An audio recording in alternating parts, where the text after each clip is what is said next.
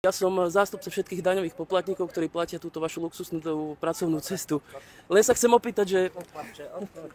A pani Šimkovičová, nachádzame sa v Abu Dhabi pred budovou, kde sa koná konferencia UNESCO, ktorá sa zaoberá kultúrou, na ktorú prišli desiatky ministrov kultúry a ministrov školstva z celého sveta. My sme boli zvedaví, že prečo pani ministerka potrebuje kvôli tejto konferencii zahraničnú pracovnú cestu na 6 dní, keď konferencia sa konala iba 2,5 dňa a končí vo štvrtok o 12:30. Prvý deň konferencie prebiehal štandardne, ako to pri takýchto veľkolepých udalostiach býva. Najprv prebiehali príhovory funkcionárov UNESCO, ďalej predstaviteľov miestnej samosprávy a tak ďalej, až kým neprišlo na rad slávne 4-minútové vystúpenie v anglickom jazyku v podaní pani ministerky Šimkovičovej, nad ktorým sa pozastavil aj generálny tajomník UNESCO z Nemecka.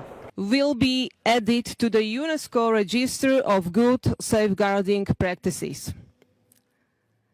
It is our belief that the proposed framework... Hlavným cieľom pani ministerky bolo prvý deň odfotiť sa pri každej možnej príležitosti, na čo využila služby svojej asistentky, ktorá za ňou chodila na každom kroku a fotila ju pri každej možnej príležitosti. Podstatným dňom tejto svetovej konferencie bol druhý deň, kedy prebiehalo 16 odborných podujatí, na ktorých participovali ministri z rôznych krajín, mali vystúpenia a takisto z publika na nich mohli interpelovať a pýtať sa ich ministri z ostatných krajín.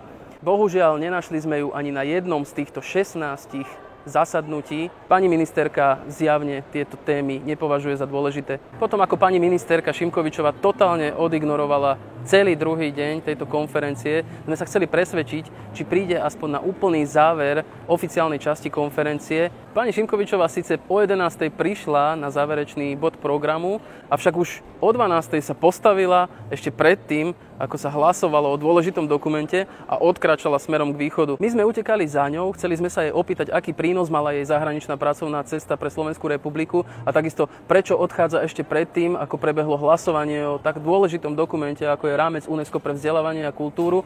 Avšak pani ministerka nám nevedela odpovedať ani na prvú otázku a v tom zasiahol generálny tajomník služobného úradu, pán Machala, ktorý ma zdrápil za golier a poslal ma, ani nepoviem kam. Dobrý deň, počkajte chvíľočku. Pani ministerkou sme chceli. Bystriansky. Z Slovenská republika. Môžeme pár slov? Ale odkiaľ si ako Slovenská republika? Dobrý deň, pani ministerka, prepáčte, ja som sa chcel iba opýtať, že ako hodnotíte tú konferenciu UNESCO. Môžem sa opýtať? A vy ste odkiaľ? Ja som zástupca všetkých daňových poplatníkov, ktorí platia túto vašu zahraničnú cestu. Môžete nám povedať, ako hodnotíte túto cestu a čo bolo vašim posolstvom? Zapísať... Počkajte, ale odkiaľ ste? Z akých novín ste? Ja som zástupca všetkých daňových poplatníkov, ktorí platia túto vašu luxusnú pracovnú cestu. Len sa chcem opýtať, že... A pani Šimkovičová...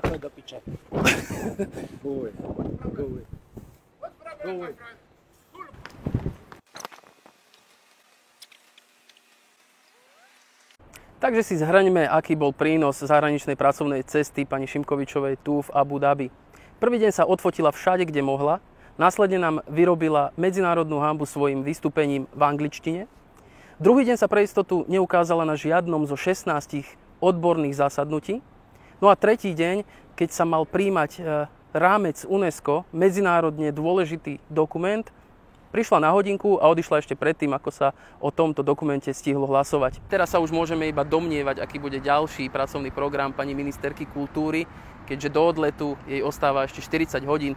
Či to budú návštevy takýchto krásnych pláží, alebo návštevy luxusných obchodných centier tu v Abu Dhabi, alebo v nedalekom Dubaji, alebo si narýchlo vymyslí nejaký dodatočný pracovný program a povie, že ho mala naplánovaný dopredu.